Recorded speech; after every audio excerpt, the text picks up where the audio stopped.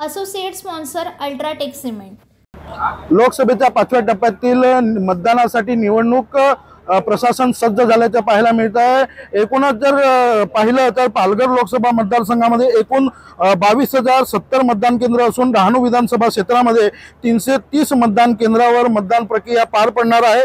मतदान सुरळीत आणि सुरक्षित पार पडण्यासाठी एकूण 13,921 कर्मचाऱ्यांची नेमणूक निवडणूक प्रशासनामार्फत करण्यात आल्याची माहिती प्रशासनामार्फत देण्यात आली आहे। तर एकूण पालघर लोकसभा मतदारसंघामध्ये 21,48,850 मतदार मतदानाचा हक्क उद्या बजावणार आहेत।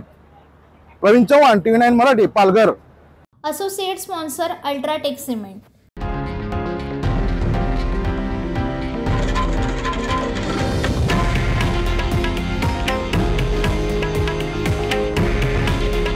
हे आहे देशातील नंबर 1 न्यूज नेटवर्क आणि आपण पाहत आहात TV9 मराठी।